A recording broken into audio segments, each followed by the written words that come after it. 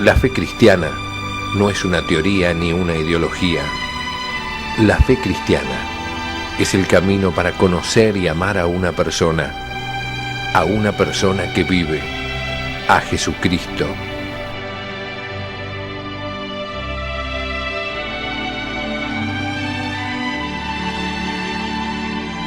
La fe cristiana, un curso del Instituto de Formación Teológica por Internet que quiere ayudarte a crecer en el amor a Jesús, nuestro Señor. En nombre del Padre, del Hijo y del Espíritu Santo. Amén. Queridos amigos, nuevamente juntos en nuestro programa La Fe Cristiana, hoy con el tema la libertad, la ley y la conciencia. Hemos recorrido todo lo que es la teología dogmática, estudiando los artículos del credo. Hemos recorrido lo que podemos llamar la teología sacramentaria, pues hemos visto cada uno de los sacramentos, la liturgia. Y ahora, a partir del tema 29, vamos a tratar lo que se denomina la teología dogmática. Esto es la parte de la teología que estudia los actos humanos, en cuanto a estos nos acercan o nos alejan de Dios, los actos humanos en cuanto a que son buenos o malos, ¿no? Un tema realmente muy interesante porque es justamente cómo tenemos que vivir los mandamientos de la ley de Dios, cómo tenemos que hacer para portarnos como buenos hijos de nuestro querido Padre Dios, ¿no? Y estos programas que vienen a continuación son realmente prácticos y esto a las personas les ayuda mucho, les gusta mucho. Comenzamos con el tema de la libertad, ¿no? La libertad de los hijos de Dios, que es un don, que es un regalo, que es un misterio. La verdad que es un misterio que Dios haya querido crear al hombre, que haya querido crear la tierra, pero que nos haya querido crear libres, que nos haya querido como hijos suyos. Realmente es un regalo, es un don y es un misterio también, porque esta libertad nos permite darle la espalda a Dios. El mal uso de la libertad permite desobedecerlo. Es tremendo, ¿no? Pero Dios ha querido dar al hombre un premio, le ha querido dar la bienaventuranza, le ha querido dar el cielo, y para eso el hombre tiene que tener un mérito, tiene que merecerlo. Y justamente para poder tener ese mérito, el hombre tiene que ser libre, porque si no, ¿qué mérito tendría si el hombre funcionara como los animales, solo con sus instintos, ¿no?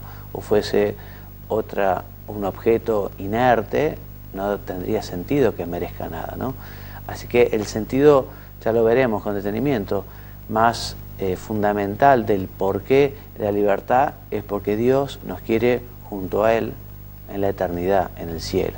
Aquí en la tierra estamos de paso, somos peregrinos, no tenemos morada permanente, esto dura muy poquito.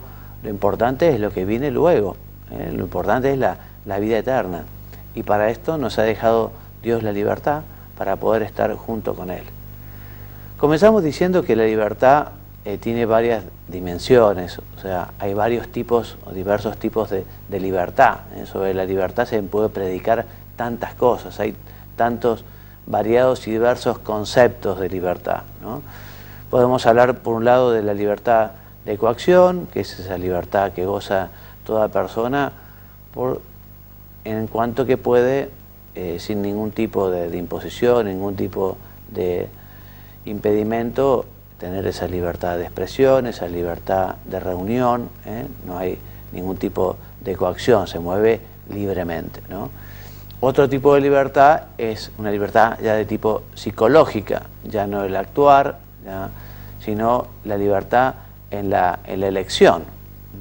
Es la libertad por la que el hombre puede decir autónomamente, sin estar sujeto a un determinismo interior, ¿no?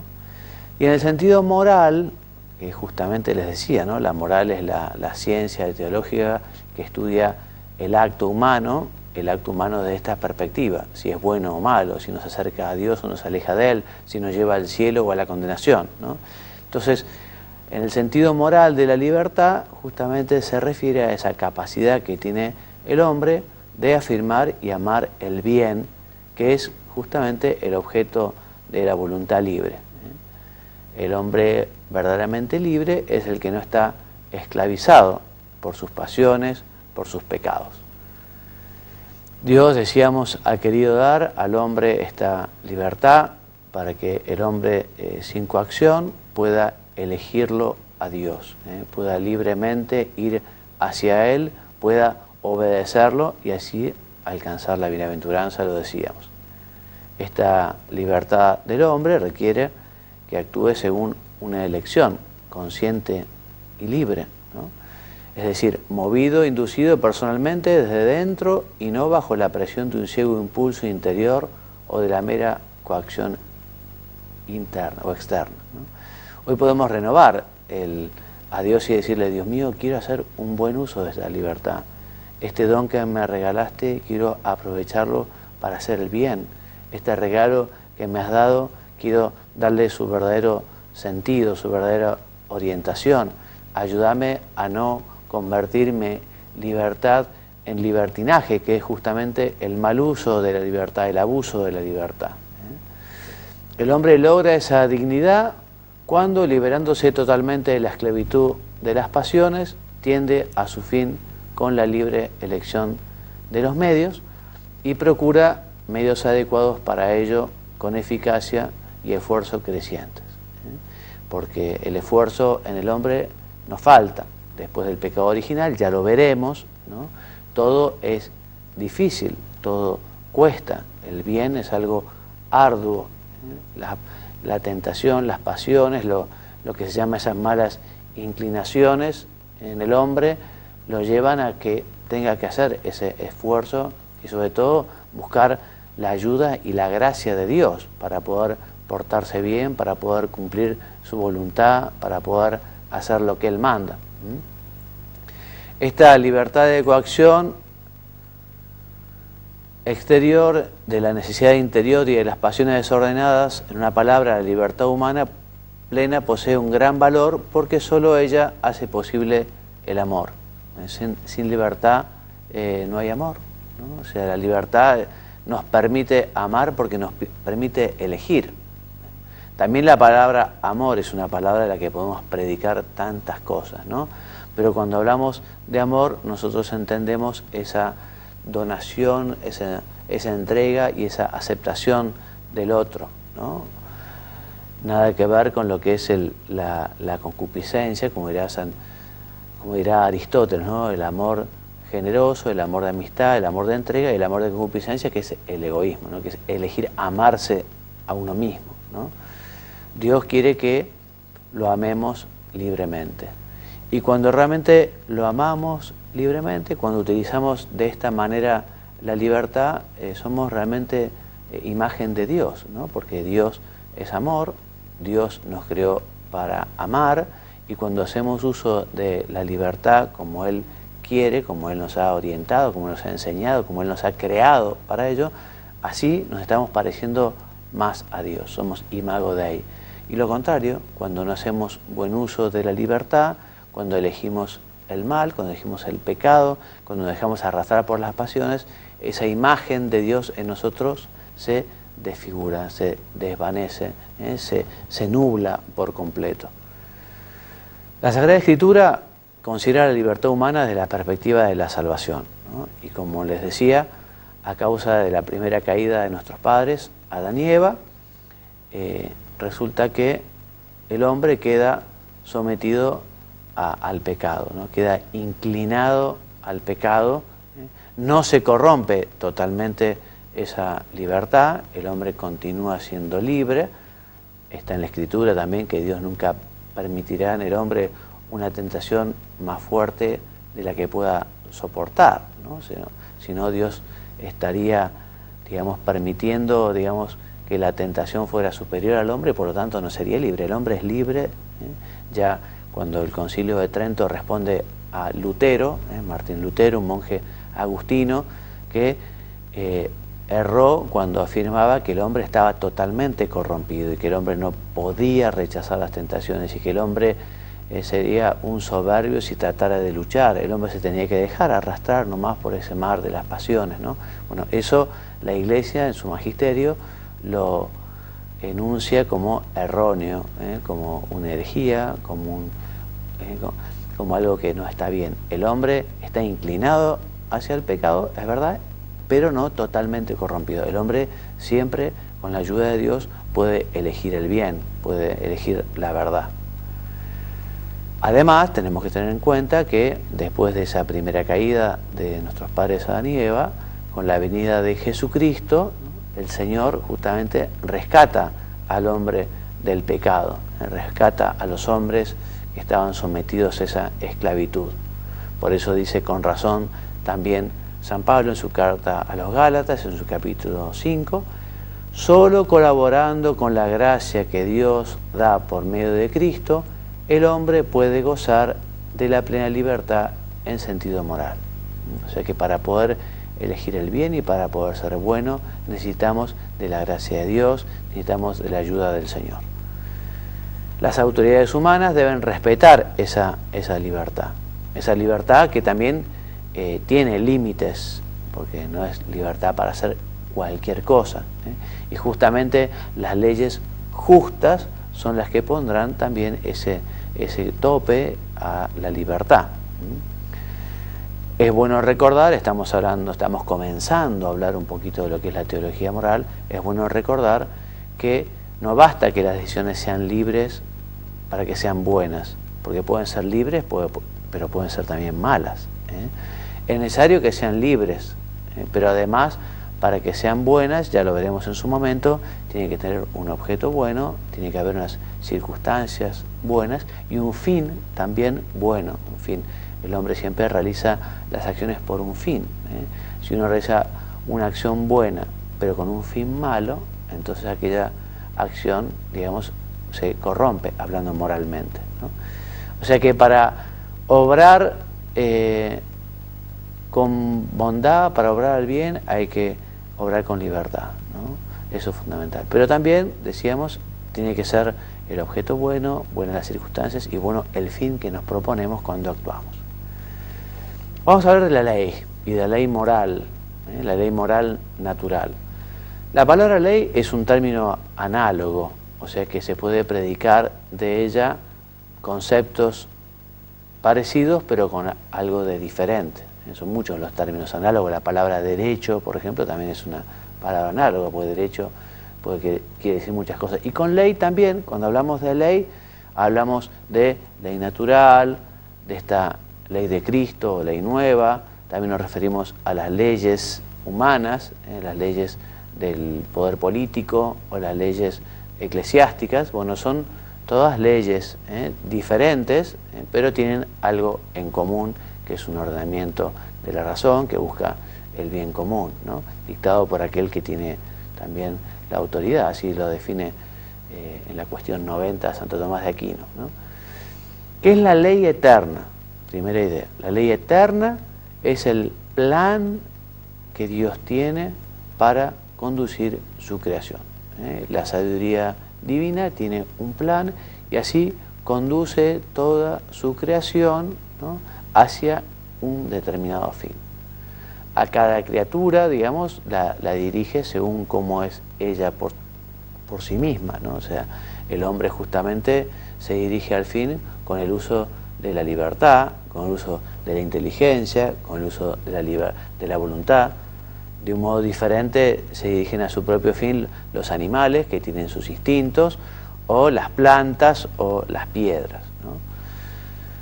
Dios conduce, repetimos, cada criatura a su fin de acuerdo con su naturaleza. Concretamente, Dios provee a los hombres de manera diversa respecto a los demás seres que no son personas. No desde fuera, mediante las leyes inmutables de la naturaleza física, como son justamente las leyes de la naturaleza o los instintos, sino desde dentro, mediante la razón, que conociendo con su luz natural la ley eterna de Dios, es capaz de indicar al hombre la justa dirección de su libre actuación. O sea que el hombre, ya veremos, tiene también en su interior una brújula, una orientación, una luz que le ha puesto Dios en su inteligencia, en su corazón, que es justamente la ley moral natural. La ley moral natural, que es la manera como el hombre sigue su fin. Es la manera como el hombre vive, digamos, esa ley eterna que Dios tiene con toda la creación.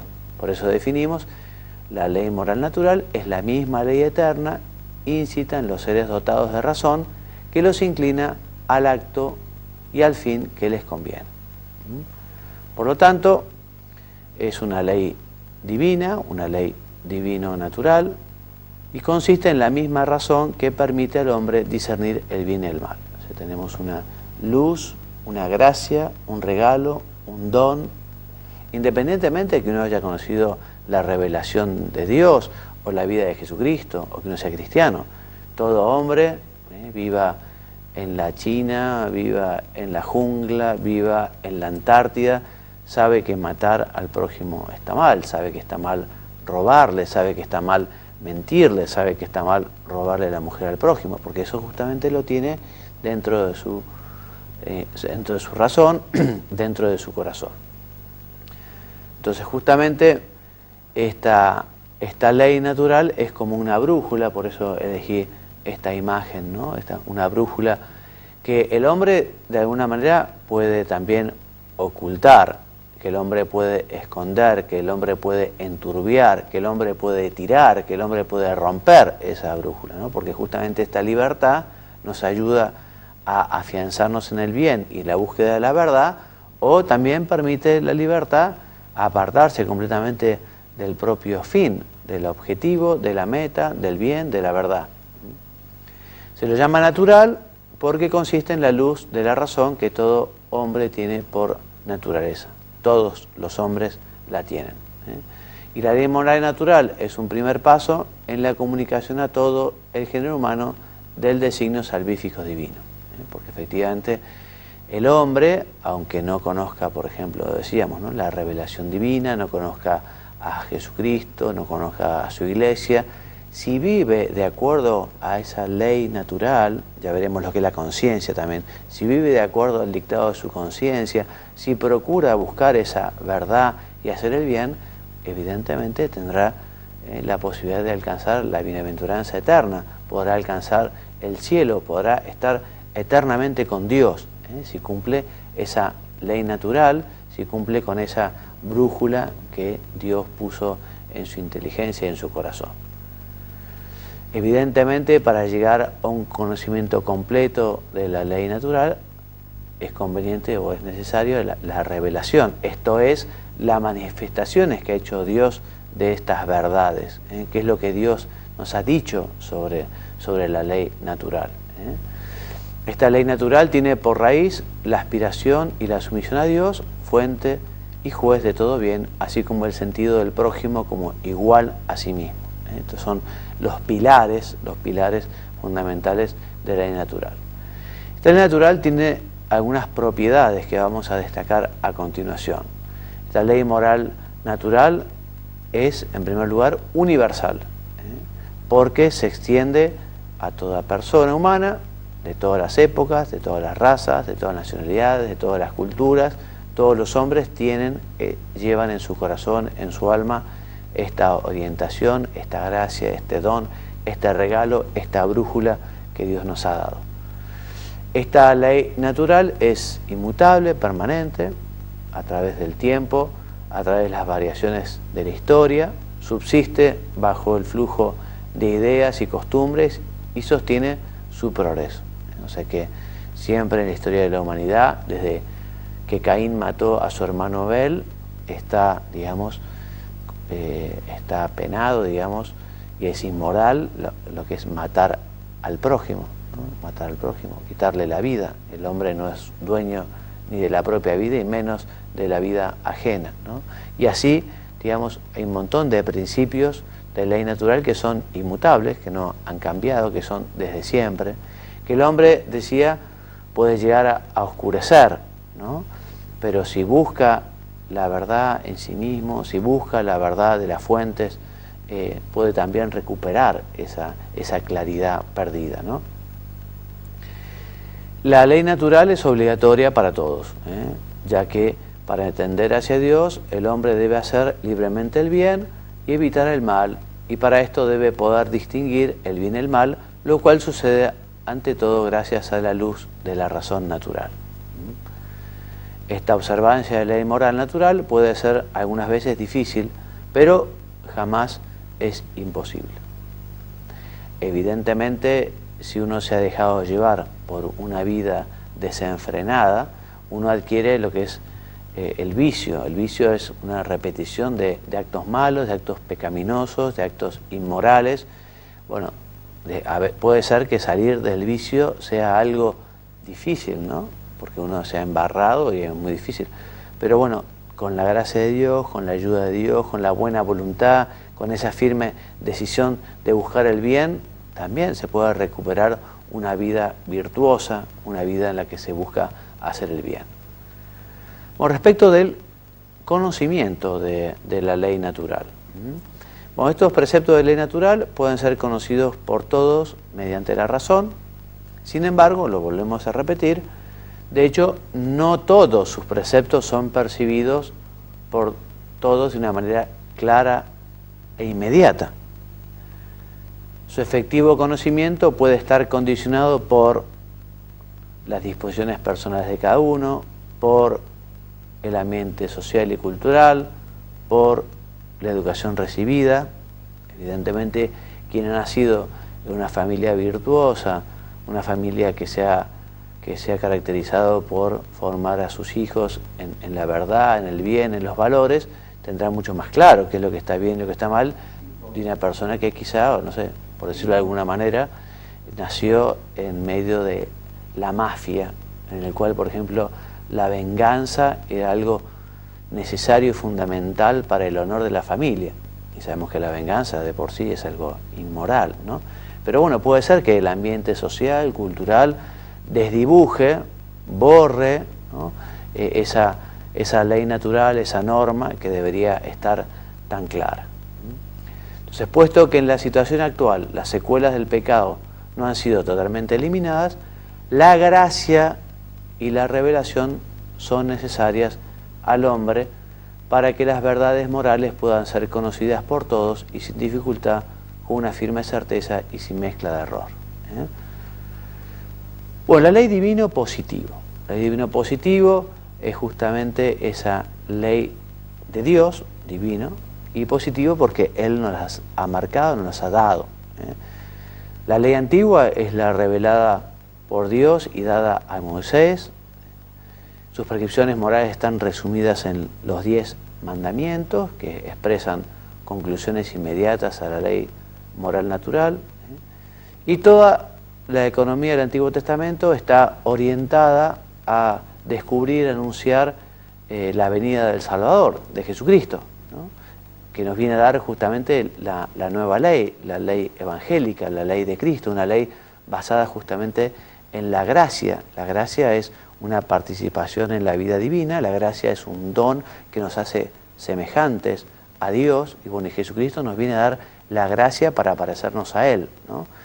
Entonces, los elementos principales de la ley de Cristo es la gracia del Espíritu Santo que sana al hombre entero y se manifiesta en la fe que obra por amor. Es fundamentalmente una ley interna que da la fuerza interior para realizar lo que enseña, y también es una ley escrita, la ley nueva, ¿no? Están en las enseñanzas de Jesús, por ejemplo en el discurso de la montaña, en las bienaventuranzas, y también en la catequesis de los apóstoles. Y puede resumirse en el mandato nuevo, el mandamiento nuevo del amor. Esta gracia del Espíritu Santo infusa en el corazón del creyente implica necesariamente vivir según el Espíritu y se expresa a través de los frutos del Espíritu, los cuales se oponen a las obras de la carne.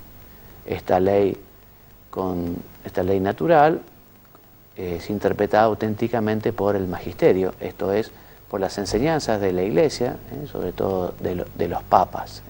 Y también todos los hombres hemos sido enviados a llevar esta verdad a los demás. Docete omnes gentes. Jesús antes de la ascensión dice, bueno, id por todo el mundo y llevad este mensaje. Bueno, hasta aquí el programa de hoy. clase que viene, el programa que viene, Dios mediante, nos vamos a detener en las leyes civiles. Les agradezco mucho la presencia. Les decía que vamos a hablar de todo lo que es la ley moral en este ciclo nuevo a partir de este número 29. Y la moral nos ayudará justamente a ver qué es lo que tenemos que hacer para alcanzar la salvación. Por lo tanto, son los temas más fundamentales de la vida del hombre, los temas más importantes, decir, bueno, ¿cuál es el camino del bien? ¿Cuál es el camino de la salvación? Con esta ley nueva de la gracia es más fácil, porque Dios nos da justamente su ayuda, nos da su fuerza. Por eso, cuando se haga un poco más difícil el camino del cumplimiento de la ley de Dios, busquemos la gracia. ¿Dónde vamos a encontrar la gracia? Y fundamentalmente en los sacramentos, en la reconciliación, en la Eucaristía. También encontramos la gracia en la oración. Y llenos de gracia, entonces así será más fácil cumplir esta ley de Dios, estos mandamientos de la ley de Dios, estos mandamientos de Jesucristo. Bueno, gracias entonces por habernos acompañado. Los esperamos la semana que viene, si Dios quiere, con estos temas. Vamos a ver cómo las leyes civiles tienen que respetar esta ley divino positivo, tiene que respetar esta ley eterna de Dios, tiene que respetar este querer de Dios. Vamos a ver cómo no siempre las leyes respetan la ley divina, en fin, tristemente. Y el cristiano y el laico en particular tienen una peculiar misión para justamente que la ley de Dios se viva en la ciudad de los hombres. Muchas gracias entonces, hasta el próximo programa la semana que viene. Me despido enviándoles la bendición, que Dios los bendiga y los haga muy santos. Amén. Muchas gracias y hasta luego.